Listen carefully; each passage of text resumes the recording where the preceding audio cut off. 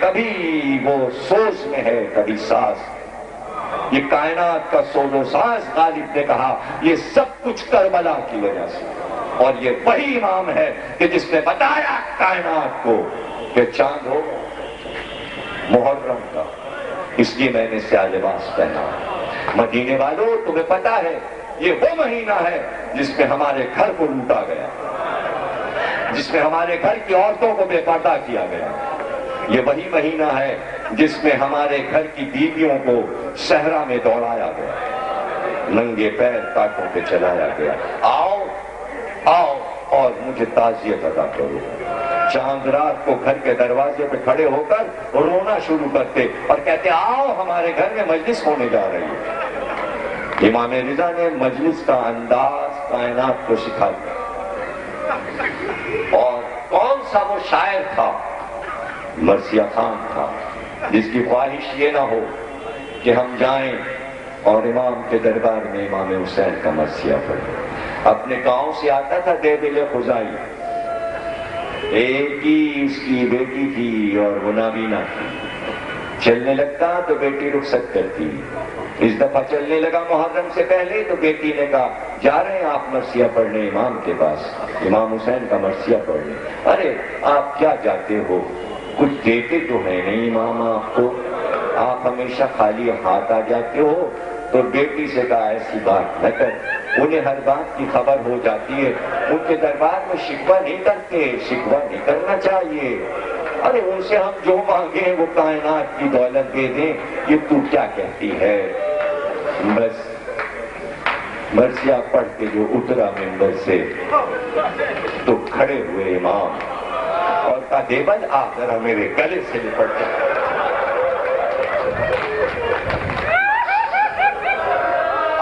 میرے سینے سے لگ جا، کیا مرثیہ پڑھا ہے؟ جیسے ہی سینے سے لگا چکے تو دوست کی ابا اتاری، کہ تجھے پتا ہے یہ کب سے میرے دوست پہ آ رہی ہے، یہ امامت اور نبوت کی ابا ہے۔ دیوبند آج ایسا مرثیہ پڑھا، لے یہ ابا میں تجھ کو دیتا ہوں، یہ کہہ کر کاندھے پر ابا ڈال دی۔ دیوبند رونے لگا، کہا کیا انعام دیا ہے آپ نے کہ جسے میں منع بھی نہیں کر سکتا، اس سے میں انکار بھی نہیں کر سکتا، یہ لباس امامت کا لباس آج آپ نے ذاکر حسین کے دوست میں ڈال دیا۔ بس ایک بار شور ہوا، دیوبند واپس چلا اپنے گاؤں کو، تو گاؤں میں شور ہوا، دیوبند آ رہا ہے مرثیہ پڑھ کے امام حسین کا، کچھ تمہیں پتا ہے؟ آ رہا ہے اس کے دوست پہ جو ابا پڑی ہے وہ امام کیا ہے۔ لوگ گھروں سے نکل پڑے کہ اس ابا کو چومیں گے، ہزاروں کا مجمع لگ جاتا، جدھر سے دیوبند جاتا لوگ چاہتے ہیں کہ اس ابا کو چوم لیں، یہ امام کی ابا ہے۔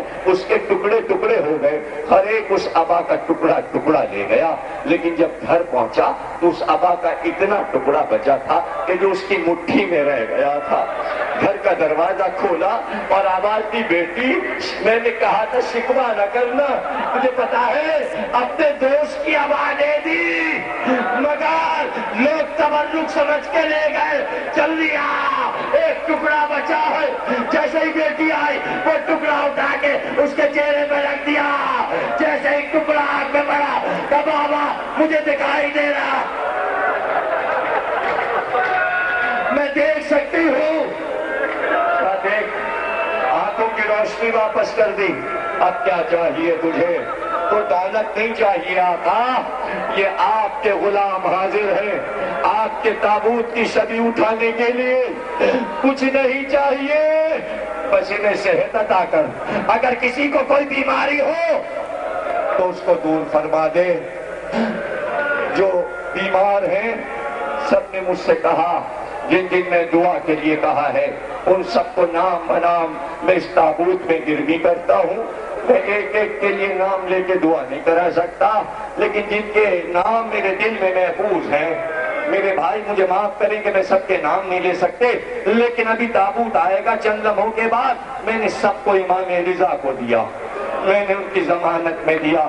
ضمانت امام رضا کی ہوتی ہے، اے امام جو پکارے آپ کا تابوت پکڑ کے صحت بانٹ دیجیے آج، اسی لیے ہم نے آپ کا نسخہ پڑھا، اگر ہم نہ پہنچ سکیں آپ کے روزے تک تو ہم اسی تابوت کو زری کا تابوت سمجھ کر اٹھائیں گے، مگر دیکھنا ابھی تابوت آئے گا تو ایک تاج نظر آئے گا۔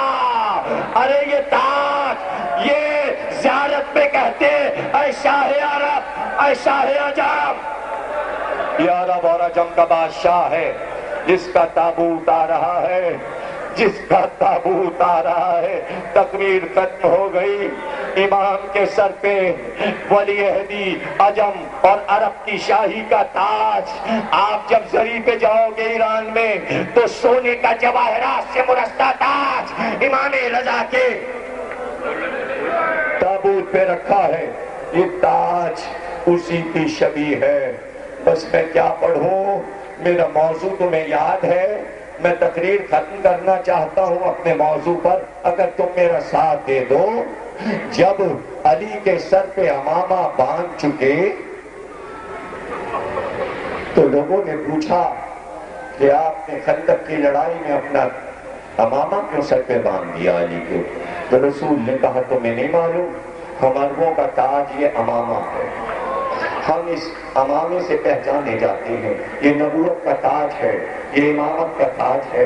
صفین میں علی نے اپنا امامہ عباس کے سر پہ باندھا تھا، یہ ولایت کا تاج تھا۔ تقریر ختم ہو گئی، اب یہ تمہاری ذمہ داری ہے کہ تم روز کے موضوع کے تسلسل کے ساتھ قریب آ جاؤ میرے، اور بہت قریب ہو جاؤ ماتم کرنے کے لیے۔ عباس کے سر پر علی نے امامہ باندھا تھا، ولایت کا تاج تھا۔ کربلا میں جب علم عباس کو حسین نے دیا تو وہی امامہ، علی کا امامہ، حسین نے اپنے ہاتھ سے علمداری کی شان کو باقی رکھنے کے لیے عباس کے سر پہ وہ امامہ باندھا۔